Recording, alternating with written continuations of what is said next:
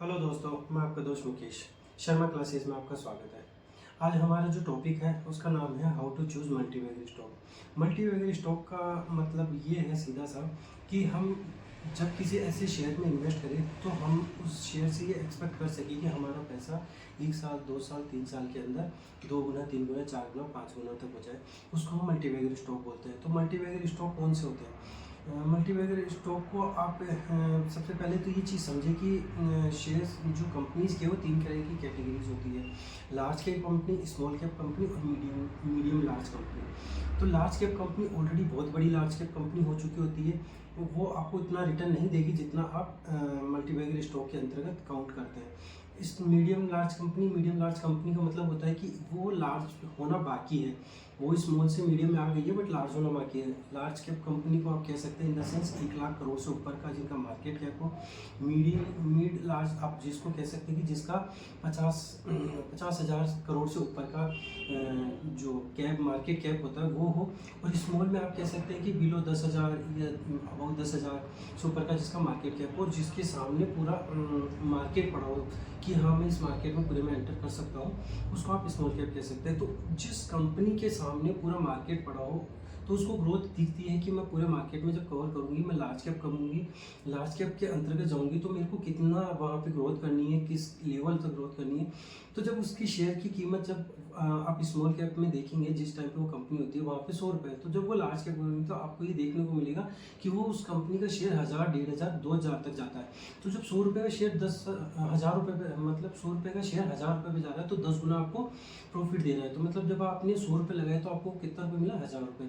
तो हमें ऐसी कंपनियों को ही सेलेक्ट करना है। ऐसी कंपनियों को सेलेक्ट करने के पीछे के जो चीज़ें होती है, क्या क्या मतलब पॉइंट्स होते हैं जिनको हमें देखना चाहिए, क्या स्टडी करना चाहिए, उसके अंदर क्या ऐसे पॉइंट्स नोटिस करने चाहिए, क्या उसमें ऐसे प्रोडक्ट्स होने चाहिए, उसके क्या उसकी रेवेन्यू होनी चाहिए, कितनी रेवेन्यू ग्रोथ करनी चाहिए।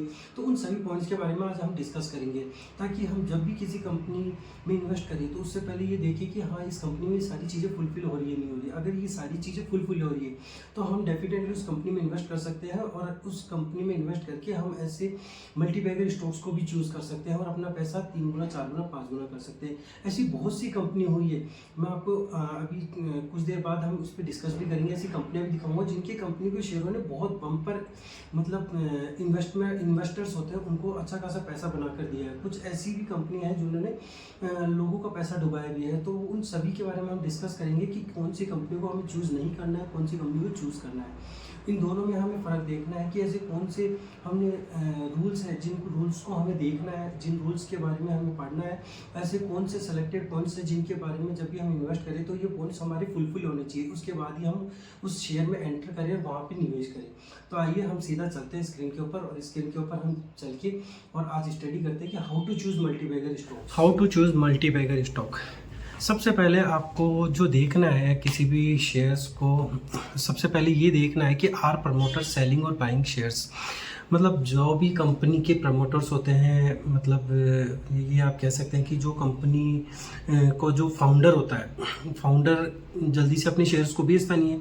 कोई भी जो कंपनी का मालिक होगा वो कंपनी को हमेशा ये चाहेगा कि उसकी कंपनी लॉन्ग टाइम के लिए रन करे, उसका जो प्रोडक्ट है वो लॉन्ग टाइम के लिए बिके और उससे अच्छा रेवेन्यू कमाए। तो जब भी वो मार्केट में लिस्ट होती है कंपनी और जो इनके प्रमोटर्स होते हैं, जो इनके मालिक्स होते हैं, वो कभी भी ये नहीं चाहेंगे कि हम हमारे शेयर्स हैं उनको मार्केट में सेल करें। जो एक अच्छी कंपनी होगी जो लॉन्ग टाइम के लिए विज़न लेके चलती है वो कभी भी ऐसा नहीं सोचती है कि उसको हमें अपने मार्केट में शेयर बेच के हमें पैसा लेके और अपना प्रॉफिट देखना चाहिए। वो मार्केट में हमेशा सर्विस पे विश्वास करती है कि हमें मार्केट में लोगों के लिए प्रोडक्ट बना के और लोगों तक पहुँचाना है। तो ऐसी कंपनी हमेशा ग्रो करती है। तो सबसे पहले जब भी आप स्मॉल कैप मार्केट कंपनी को देखें तो उसमें ये देखें कि उसके प्रमोटर्स के पास जो होल्डिंग है वो कितनी क्या परसेंट है, 50%, 60% से ऊपर है। वो रेगुलरली अपनी होल्डिंग्स को बेच तो नहीं रहे हैं। कुछ प्रमोटर्स होते हैं जो अपनी होल्डिंग्स को बेच देते हैं, क्योंकि जब किसी कंपनी को मार्केट में लिस्ट किया जाता है उस टाइम पर शेयर्स की वैल्यू अलग होती है और मार्केट में लिस्ट होने के बाद उसकी शेयर्स कुछ अलग होती है। जब मार्केट में जैसे जैसे कंपनी रन करती जाती है तो उसके प्रोडक्ट्स की वैल्यू जैसे प्रोडक्ट्स की सेल होती है और उसके जो प्रॉफिट्स आते रहते हैं उसके अकॉर्डिंग उसको रिटर्न्स मिलता है और उसके शेयर्स की वैल्यू बढ़ती है। हम एक एग्जांपल से मान लेते हैं कि जैसे एक हम जैसे एग्जांपल रिलायंस कंपनी लेते हैं। रिलायंस कंपनी जब मार्केट में लिस्ट हुई थी उस टाइम पे मानते हैं हम 100 रुपये की थी। आज वो खड़ी है 2000 या 3000 रुपये के आसपास पे वो कंपनी का एक शेयर खड़ा है। तो जब 100 रुपये का था तो 100 रुपये पे अगर मुकेश अंबानी के पास 100 रुपये पे 100 शेयर थे तो उसकी वैल्यू थी 100 × 100 मतलब 10,000 वैल्यू थी उसकी उस टाइम पे। आज वही वैल्यू 3000 मल्टीप्लाई 100 कर दीजिए आप, तो 3 लाख हो गई। तो उसको कितना गुना रिटर्न हो गया। तो अब वो ये लालच कर ले कि मेरे को यार 3000 मेरी वैल्यू हो गई है, उसमें से मैं 50 शेयर निकाल देता हूँ, तो विच इज़ नॉट गुड। यानी उसको अपनी कंपनी के प्रोडक्ट्स पे विश्वास नहीं है, उसको अपनी कंपनी पे ट्रस्ट नहीं है, इस वजह से वो बेच के निकलना चाह रहा है मार्केट से। तो ऐसी कंपनियों को हमेशा देखना है कि ऐसी कंपनियों को जब भी चूज़ करे तो उसके प्रमोटर्स को देखे कि उसके प्रमोटर्स की जो होल्डिंग है उसमें कभी सेलिंग तो नहीं आ रही है, कंटिन्यू वो बेच तो नहीं रहे, या अगर सेलिंग आ रही है तो क्या किस रीजन से सेलिंग आ रही है, वो चीज़ें आपको नोटिस करनी है। तो इसका हम एक एग्जांपल देखते हैं। यहाँ पे मैंने एक रेड मार्क कर रखा है, ये यस बैंक का मैंने शेयर लिया है। यस बैंक के शेयर को आप देखेंगे तो 2017 में प्रमोटर्स के पास 20% की होल्डिंग थी, इसके 20.19 थी। उसके बाद इन्होंने रखी 20.1 मतलब 0.18% सेल कर दी, फिर 19.8, फिर 1.42, मतलब इस तरीके से इन्होंने अपनी होल्डिंग्स को बेच दिया मार्केट में। वो एक अलग ही गेम खेल रहे थे, अपनी होल्डिंग्स को बेच दिया, क्योंकि उस टाइम पे जब इन्होंने बेचा तो उस टाइम पे उसके शेयर्स की वैल्यू बहुत अच्छी थी। जैसे जैसे वो बेचते गए वैसे वैसे उस कंपनी के शेयर्स की वैल्यू डाउन होती गई। आप यहाँ पे मैंने इसका चार्ट भी लगाया है, आप यहाँ पे देखिए, यहाँ से शेयर्स ने बढ़ना शुरू किया, यहाँ से शेयर्स ने बढ़ना शुरू किया, बढ़ना शुरू किया, बढ़ना शुरू किया, बढ़ना शुरू किया। अब प्रमोटर्स को दिख गया कि यार ये यहाँ पे आ गए, तो प्रमोटर्स ने क्या ये सोचा कि मेरे शेयर्स की वैल्यू बहुत अच्छी हो गई, तो यहाँ से इन्होंने क्या बेचना स्टार्ट कर दिया। तो जैसे ही बेचना स्टार्ट किया तो वो तो प्रॉफिट पे बेच के निकल गए, वो तो हाई वैल्यू पे बेच के निकल गए, बट उसके अलावा जो पब्लिक है, जिन्होंने पैसा इन्वेस्ट किया, जिन्होंने परचेज कर लिया, उन पे क्या इफेक्ट आया। जैसे प्रमोटर्स ने बेचा तो मार्केट को अंदाजा हो गया कि प्रमोटर्स मतलब शेयर्स को बेच रहे हैं, तो कुछ ना कुछ उसकी कंपनी में इश्यूज होंगे, या उस कंपनी के जो प्रोडक्ट्स है वो अच्छे नहीं होंगे, कुछ ना कुछ इश्यूज आ रहे हैं, इस वजह से प्रमोटर बेच रहे हैं, तो उसके शेयर्स की वैल्यू घटती गई, घटती गई, घटती गई। आज ये देख सकते हैं कि इस प्रोडक्ट की वैल्यू कहाँ पे आके खड़ी हो गई है। तो ऐसे शेयर्स में कभी भी इन्वेस्ट नहीं करें जहाँ पे प्रमोटर्स से अपनी होल्डिंग को कम कर रहे हो। हम इसको हम यहाँ पे देखते हैं, मैं आपके लिए इसकी वो खोल लेता हूँ, Skinners.com साइट है, यहाँ पे जाके आप भी चेक कर सकते हैं। जब ये 2017 में प्रमोटर्स इनके थे 20.19, सबसे पहले हम यहाँ पे आते हैं, यस बैंक लिमिटेड आज की डेट में कितने रुपए, 16.19, और ये हाई कितना बना क्या है, मैं आपको हाई दिखा देता हूँ इसका, मैक्स में दिखाता हूँ आपको। यह आपको कितना दिख रहा है, 382 इसने हाई बनाया था अपने लाइफ में, और आज कितने पे खड़ा है, 16 रुपये पे। वो किस लिए, क्योंकि प्रमोटर्स ने अपनी होल्डिंग को बेचा है। क्यों, क्योंकि उनको ऐसा लग गया था कि हम लॉन्ग टाइम में रन नहीं करेंगे, या उनको और कुछ लालच आ गया हो कि हमारे शेयर्स की वैल्यू बहुत अच्छी हो गई है तो हमें यहाँ से बेच के निकल जाना चाहिए, हमारे बेच के निकल जाएंगे तो हमारे पास इतना पैसा आ जाएगा, तो उन्होंने लालच किया, तो इस जगह पे आके वो बेच के निकल गए। अब जो पब्लिक का पैसा है, वो पब्लिक का पैसा डूबते डूबते डूबते डूबते यहाँ पे आज आके 16 रुपये पे खड़ा कर दिया। अगर किसी ने यहाँ पे 1000 रुपये लगाए थे तो उस 1000 रुपये की वैल्यू आज की डेट में 18 रुपये हो गई, आप ये देख सकते हैं। अब इसमें यहाँ पे हमको प्रमोटर होल्डिंग देखनी है कि प्रमोटर होल्डिंग इनकी किस अकॉर्डिंग घटती गई, 20.19, 20.1, 19.8, 1.42। तो ऐसे शेयर्स को हमेशा नज़रअंदाज करना है जहाँ पे प्रमोटर्स की होल्डिंग धीरे धीरे घटती जा रही है। कभी भी उन शेयर में इन्वेस्ट नहीं करना है हमें जहाँ पे प्रमोटर्स की होल्डिंग घट रही है, हमेशा ऐसे शेयरों से दूर रहना चाहिए।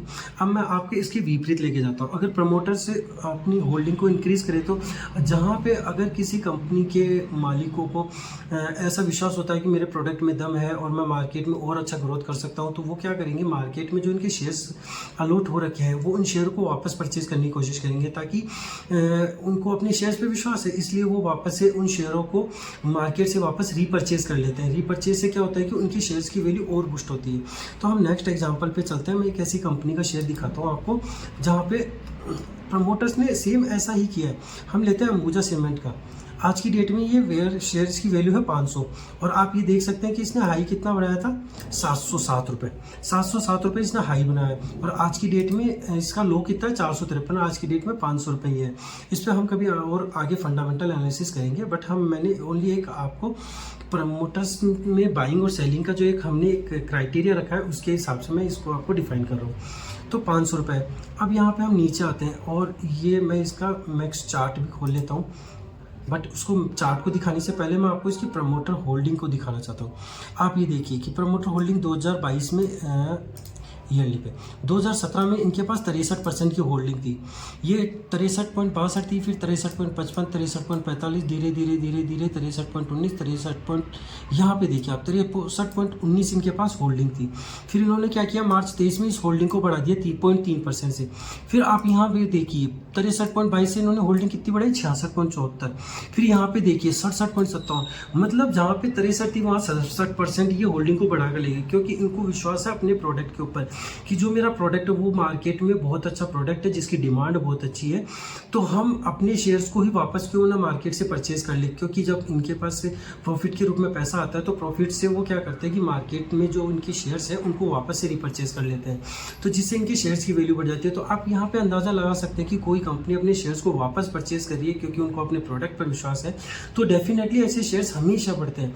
अब आपको मैं इसका चार्ट दिखाता हूँ। अब आप इसके चार्ट को देखिए कि यही कंपनियां मल्टीबैगर साबित होती है। मैं यहाँ पे आपको यहाँ से नहीं दिखाते हुए मैं आपको लेके चलता हूँ। ये स्टार्टिंग में 55 रुपये के आसपास का शेयर था, बट हम यहाँ पे नहीं चलते हैं, हम यहाँ पे चलते हैं। 160 रुपये का शेयर था 2020 के अंदर। अब किसी ने 2020 में इस शेयर्स पे पैसा लगाया होगा, तो आप सोचिए कि उस शेयर्स की वैल्यू 160 रुपये, 160 रुपये से बढ़ के कितनी हाईएस्ट टच करके आई, इसने 676 रुपये। 160 इंटू 676, मतलब इस शेयर ने, जिसने 2020 में इस शेयर्स पर 1000 रुपये लगाए थे, उसको उस शेयर्स के 1000 रुपये के 5000 रुपये, इन द सेंस अगर किसी ने लाख रुपए लगाए थे तो 4 साल के अंदर उस शेयर्स को 1 लाख रुपए के 4 से 5 लाख रुपए का रिटर्न, मतलब इन्होंने 4 टाइम 5 टाइम रिटर्न दिया है इस कंपनी ने। तो आप ऐसे शेयर्स को भी नोटिस में रख सकते हैं जहाँ पे प्रमोटर्स अपनी होल्डिंग को इंक्रीज कर रहे हैं, तो उसका इफेक्ट डायरेक्ट देखने को मिलता है। तो यहाँ पे मैंने आपको दोनों तरीके बता दिए। एक ऐसी कंपनी जिसने अपनी प्रमोटर होल्डिंग को घटाया, तो इसके शेयर्स की आप वैल्यू ये देख सकते हैं कि किस प्रकार ये डाउन चली होती गई और जिससे पब्लिक को नुकसान कितना हुआ। एक यहाँ पे देखिए कि इसने अपने शेयर्स को 2020 में इतने रुपए का इसका शेयर था, पहले ये एक सर्टेन लेवल पे चल रहा था, और फिर धीरे धीरे जैसे इन्हें प्रमोटर की होल्डिंगों को बढ़ाया, तो वहाँ पे देखिए कि इसको अपने प्रोडक्ट पे विश्वास था, जिस वजह से शेयर्स की वैल्यू बढ़ती चली गई। तो जिस शेयर ने आपको 4 गुना 5 गुना की रिटर्न्स बताए, तो ऐसे ही मल्टीबैगर स्टॉक को आपको चूज़ करना है जो आपको शॉर्ट टाइम में बहुत अच्छा रिटर्न बना के दे। नेक्स्ट टॉपिक पे हम आते हैं हमारे, ये मैंने आपको दिखा दिया है कि हाउ टू चूज़, मतलब प्रमोटर जो सेलिंग कर रहे हैं या बाइंग कर रहे हैं उसके क्या बेनिफिट है। मतलब उन शेयरों को हमें देखना है जहाँ पे बाइंग आ रही है और या यहाँ पे सेलिंग आ रही है, तो कौन से हमें स्टॉक चूज़ करनी चाहिए। इसमें हम नेक्स्ट जो पॉइंट लेते हैं वो हमें ये देखना है कि इंस्टीट्यूशन नॉट इन्वेस्ट हियर। इसका मतलब ये होता है कि जैसे हमारे देश के अंदर इंस्टीट्यूशंस, बहुत बड़े बड़े इंस्टीट्यूशंस होते हैं, FIM मतलब इंस्टीट्यूशंस ऐसे कह सकते हैं जैसे बड़े बड़े फंड हाउस होते हैं ना, बड़े बड़े फंड हाउस ही, या बाहर के जैसे अपने विदेश के फंड हाउस होते हैं, जैसे कि आप ये मान लीजिए ब्लैक रॉक हो गया, या कोई बाहर की कंपनी गूगल हो गया, या माइक्रोसॉफ्ट हो गया। तो क्या ऐसी कंपनियों ने इन कंपनियों में इन्वेस्ट किया है क्या? क्योंकि जब भी ये कंपनियाँ, कोई भी बड़ी कंपनी जब किसी दूसरी कंपनी में इन्वेस्ट करती है, तो ये चीज़ आप हमेशा मानकर चलिए कि वो बहुत बड़ा एनालिसिस करती है, उसके बाद इन्वेस्ट करती है। तो हमेशा आपको ऐसी कंपनियों में देखना है कि जब आपको मल्टीबैगर स्टॉक वाली कंपनियां देखनी है, तो उसमें जाकर सबसे पहले ये देखिए कि वहाँ पे FIs मतलब फॉरेन इंस्टीट्यूशन ने पैसा डाला है नहीं डाला। अगर फॉरेन इंस्टीट्यूशन ने पैसा नहीं डाला और वो शेयर हमारे क्राइटेरिया के अंतर्गत आ रहा है, मतलब 50% से ऊपर की शेयर होल्डिंग है, P रेशो 15 से नीचे है, रेवेन्यू कंटिन्यू बढ़ रहा है, नेट प्रॉफिट बढ़ रहा है, डेब्ट इक्विटी रेशो 1 से कम है, तो ऐसे शेयर्स जब आपको मिलते हैं तो वो आपके लिए मल्टीबैगर बहुत जल्दी साबित होंगे। ऐसे शेयर्स से आपको बहुत कम मिलेंगे। आपको रिसर्च करने के बाद जब आप 50 शेयर में रिसर्च करते हैं तब जाके आपको ऐसा एक शेयर मिलता है। तो आपको ऐसे शेयर को देखना है जो आपके इन्वेस्टमेंट को 4 गुना, 5 गुना, 6 गुना कर सकते हैं।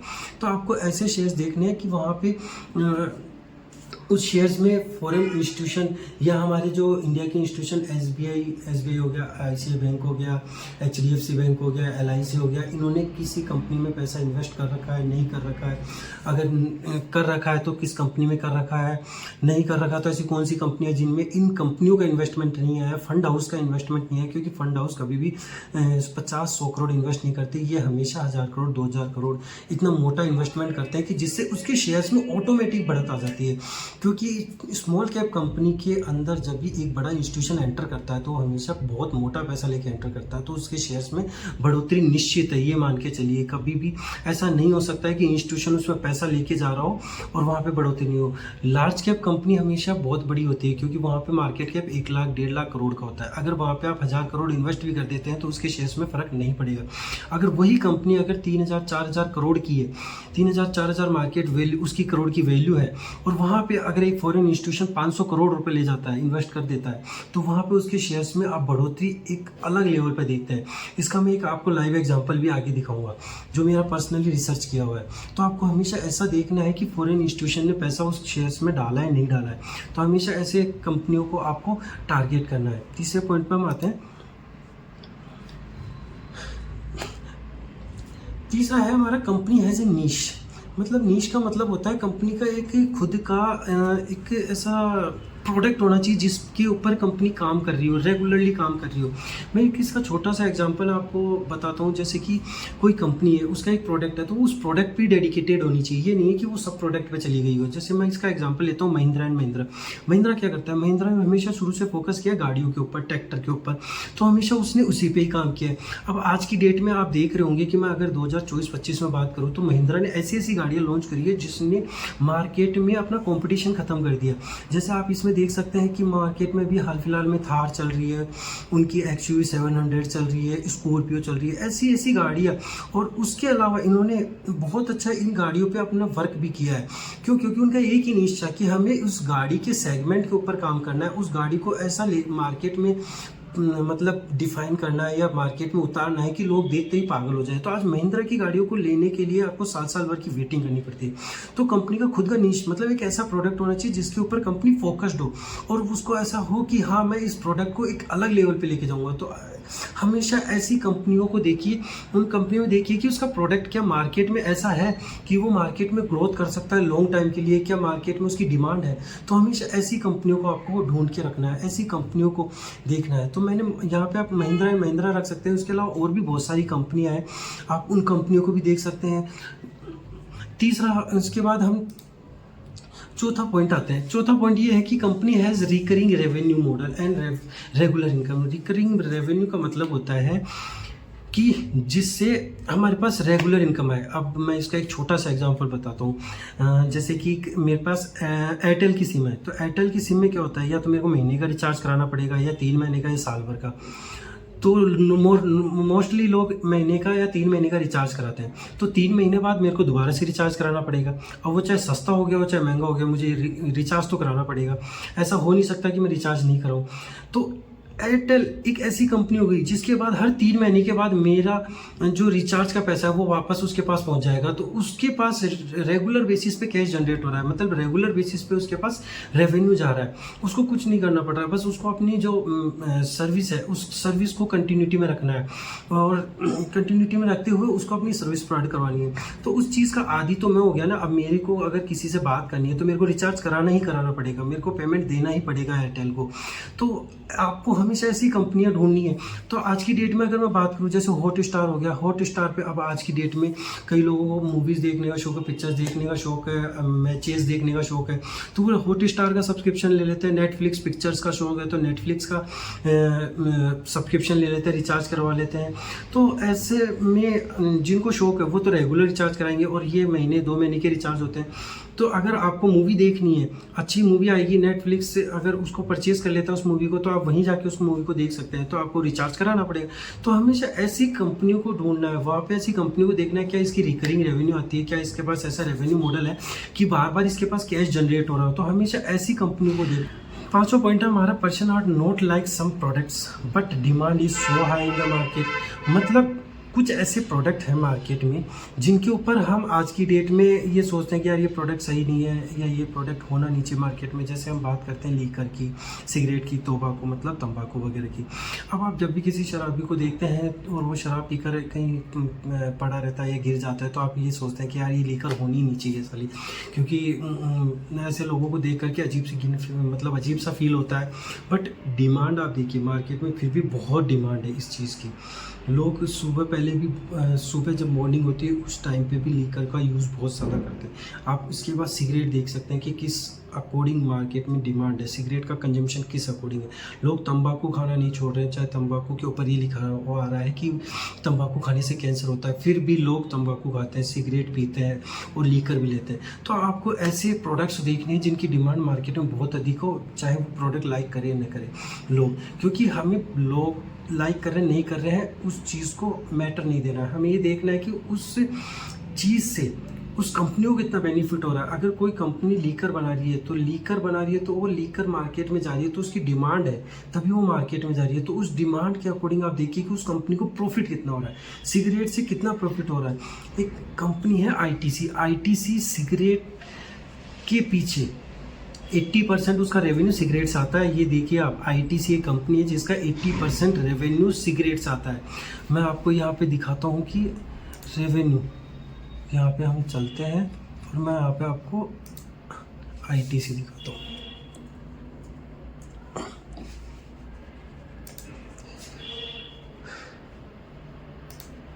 आप यहाँ देखकर हैरान हो जाएंगे कि इसका रेवेन्यू आईटीसी का कहाँ से आता है।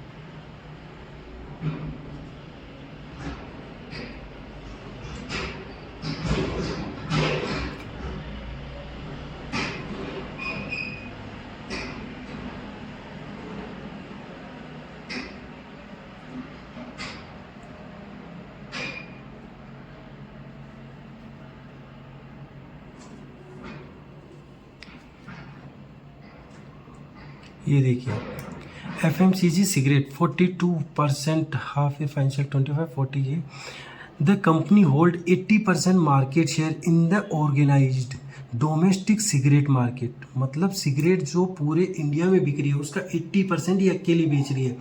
तो यहाँ पे लाइक डिसलाइक की बात नहीं है, यहाँ पे ये है कि कंपनी जो बेच रही है उसको कितना बेनिफिट हो रहा है। 80% मार्केट कैप्चर करके बैठी है और इसका जो रेवेन्यू आ रहा है उस रेवेन्यू का 70 से 80% ये कंपनी सिगरेट से जनरेट कर रही है। आप इसका मार्केट कैप देखिए, मार्केट कैप छोटी सी कंपनी नहीं, 5 लाख करोड़ की मार्केट की कंपनी की वैल्यू है। इसके शेयर की वैल्यू देखिए 495। तो ऐसे शेयर्स को आपको देखना है कि जो उसका एक स्पेसिफाइड प्रोडक्ट हो, कि वो उस प्रोडक्ट से मार्केट में इतनी डिमांड हो।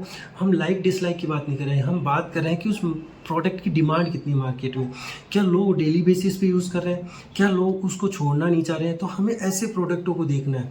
ऐसे प्रोडक्टों की वजह से कंपनी का जो ग्रोथ होता है वो बहुत अच्छे लेवल पर होता है। एक लेवल पे जाके आपको ऐसी कंपनियां हमेशा बहुत अच्छा प्रॉफिट देके जाती है। मल्टी बैगर ऐसी कंपनियां ही साबित होती है। तो हमेशा आपको स्मॉल कैप कंपनी ऐसी ढूंढनी है जिनका एक यूनिक प्रोडक्ट हो, जो मार्केट में अच्छी डिमांड हो, जिसको लोग ज़्यादातर ना पसंद कर रहे हो। तो आपको ये रिसर्च करनी पड़ेगी कि ऐसी कौन सी कंपनियाँ जिनके प्रोडक्टों को लोग पसंद नहीं कर रहे हैं पर मार्केट में बहुत अच्छी डिमांड आ रही है। तो हमेशा आपको ऐसे प्रोडक्टों को ढूंढ के रखना है, या उस कंपनी में इन्वेस्ट करने से पहले उसकी जो स्टडी करनी है उसमें देखना है कि ऐसे कौन से इसकी यूनिक प्रोडक्ट है जो मार्केट में धूम मचा सकते हैं। तो ऐसे प्रोडक्टों को आपको ढूंढ के रखना है, उसके बाद उस पर फंडामेंटल एनालिसिस करनी है। इसके बाद हम आते हैं कंपनी यूजिंग टेक्नोलॉजी। मैंने इसका एक एग्जांपल भी दिया था कि पहले तो हम ये समझते हैं कंपनी यूजिंग टेक्नोलॉजी क्या मतलब है। हमेशा आपको लॉन्ग टाइम में रन करना है। एक स्मॉल कंपनी को जब लॉन्ग टाइम में लार्ज कैप कंपनी बनना है तो हमेशा उसको टेक्नोलॉजी के साथ चलना पड़ेगा। बिना टेक्नोलॉजी वो एक लेवल के बाद उछल नहीं जा सकती, ये फैक्ट है। तो जब भी आपको एक लेवल से अप जाना है तो हमेशा आपको यूज़ करना पड़ेगा। जैसे मैं बात करता हूँ नोकिया 2005 से पहले नोकिया का पूरे वर्ल्ड पे राज था, बट उसने टेक्नोलॉजी के अनुसार क्या किया कि अपने आप को डेवलप नहीं किया या टेक्नोलॉजी के साथ मिलकर नहीं चली, तो वो पिछड़ गई। आज की डेट में एप्पल, सैमसंग, इन कंपनियों ने उसको पछाड़ दिया और नोकिया आज की डेट में कोई नहीं पूछता है। तो हमेशा टेक्नोलॉजी का यूज़ करते हुए हमेशा आपको ग्रोथ करनी है, समय के साथ चलना है। तो टेक्नोलॉजी एक ऐसी चीज़ है जो आपको बहुत अधिक बूस्टअप देती है। इसका लाइव एग्जांपल हम ये समझते हैं महिंद्रा एंड महिंद्रा का 2024-25 में हम बात कर रहे थे कि उसकी गाड़ियाँ इतनी नंबर ऑफ वेराइटीज़ में आ रही है, इतना उसका जो देखने का लुक है गाड़ियों का वो बहुत अच्छा आ रहा है, कंपनी में इंटीरियर बहुत अच्छा आ रहा है, उसकी जो फीचर्स है वो बहुत अच्छे आ रहे हैं। तो कहीं ना कहीं उसने इस टेक्नोलॉजी पे भी ध्यान दिया है। मतलब महिंद्रा ने 2020 के आसपास या 2022 के आसपास एक कंपनी है आईटी, जो अमेरिकन कंपनी, उसको एक्वायर किया। वो किस वजह से? ताकि उसकी सर्विस अपनी जो मोटर है, जो इसकी गाड़ियाँ है उसमें वो यूज़ कर सके। तो 2023 के बाद से या 22 के बाद से महिंद्रा एंड महिंद्रा कंपनी ने इतनी गाड़ियाँ निकाली है जो कि मार्केट में धूम मचा रही है, जिसकी वेटिंग पीरियड 1-1 साल तक का आ रहा है। तो हमेशा आपको ऐसी कंपनी को देखना है कि वो कंपनी टेक्नोलॉजी का भी यूज़ कर रही है, नहीं कर रही, क्या मैनुअल के ऊपर ही काम कर रही है, टेक्नोलॉजी का यूज़ नहीं कर रही। तो हमेशा ऐसी कंपनी से दूर रहना चाहिए। तो टेक्नोलॉजी वाली कंपनियां हमेशा लॉन्ग टाइम के लिए हमेशा बेनिफिटेबल होती है, लॉन्ग टाइम में बहुत अच्छा रन करती है, लॉन्ग टाइम में आपको बहुत अच्छा प्रॉफिट बना के भी देती है। इसके बाद हम आते हैं यहाँ पे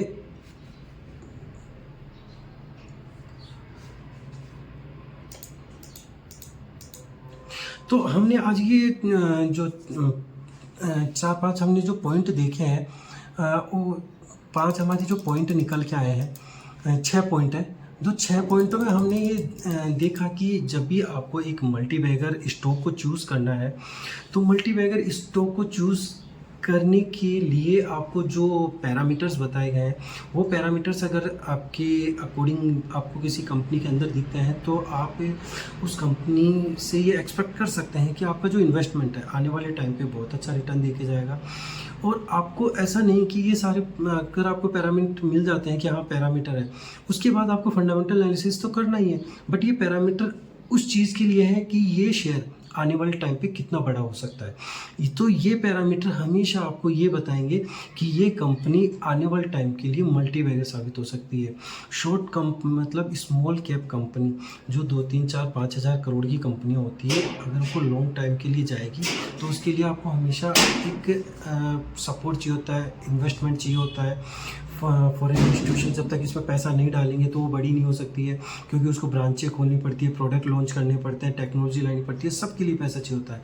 तो जब इन कंपनियों में इन्वेस्टमेंट आता है, इन कंपनियों में इन्वेस्टमेंट आने के बाद ये बढ़ती है, क्योंकि इनके पास क्राइटेरिया खुल जाता है, इनके पास एक पूरा मार्केट पड़ा रहता है जिसमें इनको ग्रोथ करने की अपॉर्चुनिटी बहुत ज़्यादा दिखती है। तो हमेशा आपको ऐसी कंपनियाँ ढूंढनी है, ऐसी कंपनियाँ ढूंढ के इसमें इन्वेस्ट करना है। और आपको और कुछ इसमें जानकारी चाहिए हो तो आप मुझे कमेंट कर सकते हैं, पूछ सकते हैं। Thank you so much guys, इतना टाइम देने के लिए। Thank you so much.